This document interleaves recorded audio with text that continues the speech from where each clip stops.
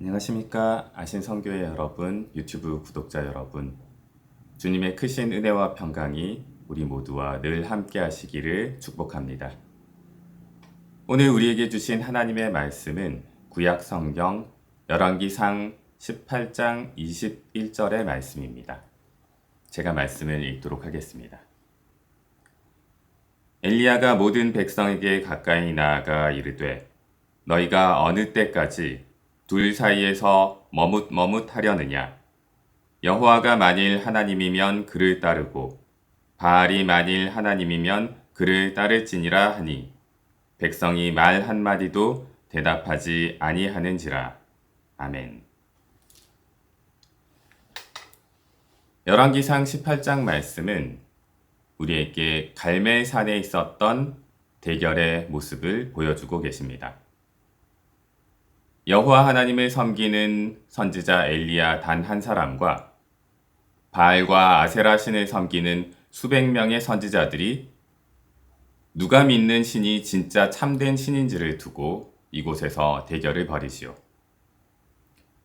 그러다 보니 우리는 말씀을 읽으면서 이 대결의 주체가 여호와 하나님과 바알 하나님 두 신이 대결을 하는 것이 아닌가 하고 생각하곤 합니다. 그러나 오늘 우리가 읽은 이 21절의 말씀을 다시 한번 잘 살펴보면 여기에서 대결하고 있는 것은 두 신 간의 충돌이 아닙니다. 여기서 대결하는 것은 두 종류의 서로 다른 신앙의 형태들이 맞부딪히고 있는 것입니다. 한 가지는 오직 하나님만 믿고 섬기는 순수한 신앙입니다. 또한 다른 하나는 하나님도, 즉 하나님과 함께 다른 많은 것을 함께 섬기는 그러한 신앙의 형태이지요. 당시 중근동에 있어서 일반적인 종교들이 가지고 있는 형태는 후자와 같았습니다.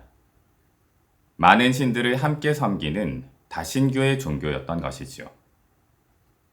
그들의 신전도 여러 신들을 함께 모신 만신전의 형태이거나 혹은 여러 신들을 위한 신전을 각각 여러 개를 짓는 형태로 그들은 신앙을 가져갔습니다. 하지만 이스라엘 민족이 가지고 있었던 여호와 하나님을 향한 야훼 신앙은 전혀 다른 모습이었죠.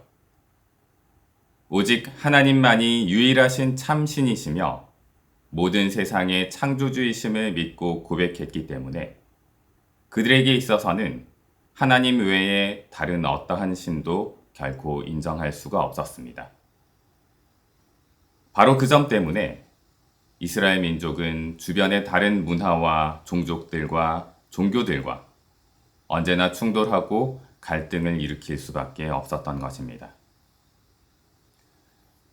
그런데 서로 다른 이러한 두 신앙의 형태를 가진 사람들이 한 장소에서 가까이 머물며 함께 어울려 살아가다 보면 다신교의 신앙을 가진 쪽이 압도적으로 유리할 수밖에 없었습니다.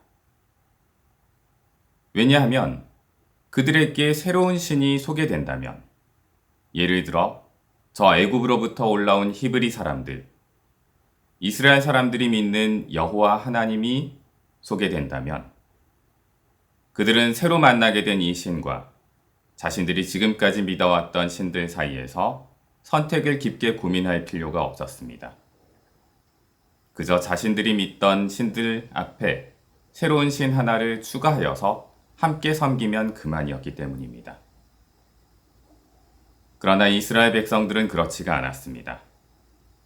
그들에게 있어서는 여호와 하나님만을 믿거나 혹은 그렇지 않거나 하나님을 믿으려면 다른 모든 신들을 반드시 버려야 했고 만일 다른 신들을 섬기고 싶었다면 여호와 하나님을 버려야만 했을 뿐입니다.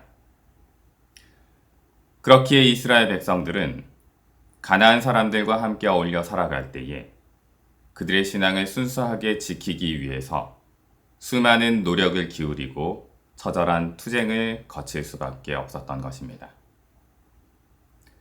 사실 이스라엘 백성들이 살아갈 때에 그들 주변에는 늘 이러한 유혹이 함께 했습니다.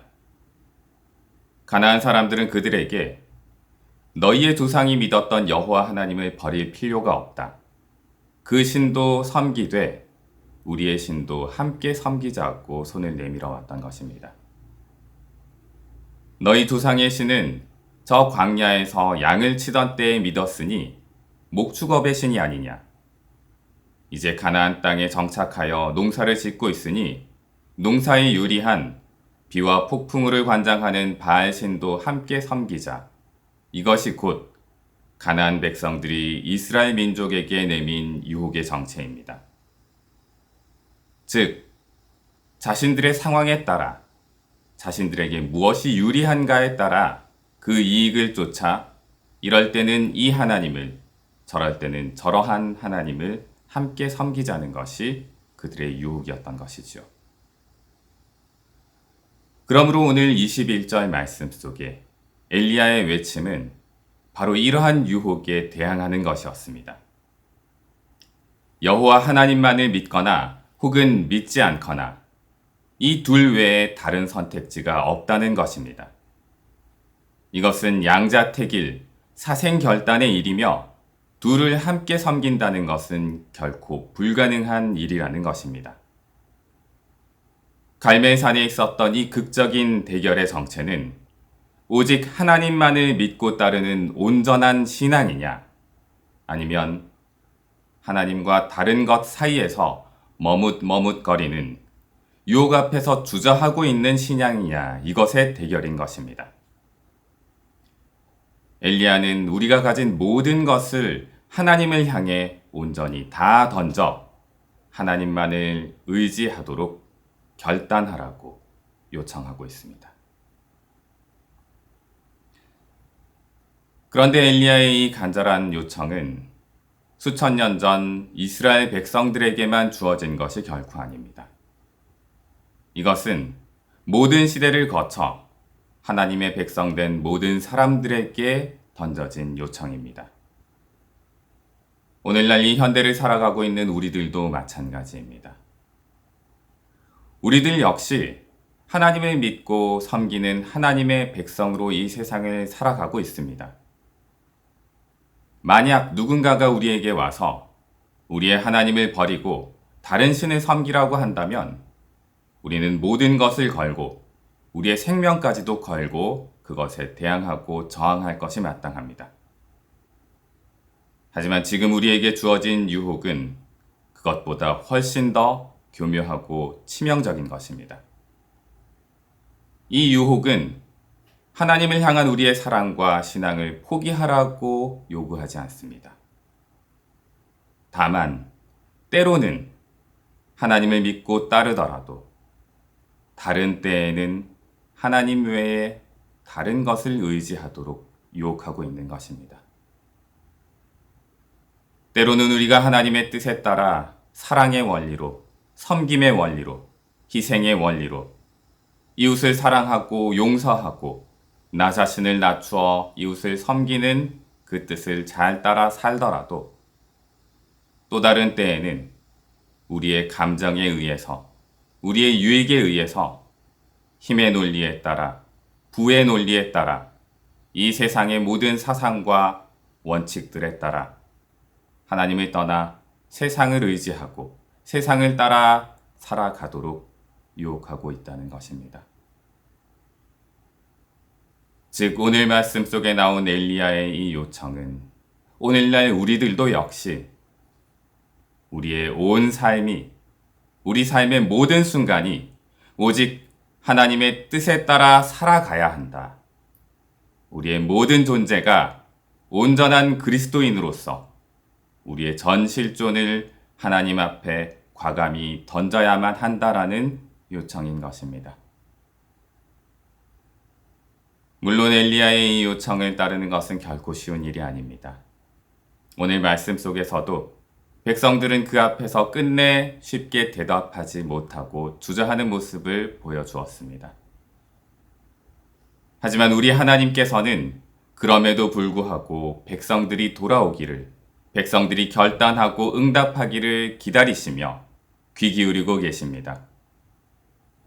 엘리야가 하나님께 간절히 저 갈멜산 위에서 나에게 응답하소서 기도하였을 때 즉시 불로써 응답하신 그 하나님이 오늘 우리가 주님께 전실존으로 결단하고 대답하기를 기다리고 계십니다. 엘리야의 간절한 요청 앞에서 우리의 모든 것을 다 바쳐 하나님께 결단할 수 있는, 대답할 수 있는 저와 여러분 되시기를 간절히 축원합니다.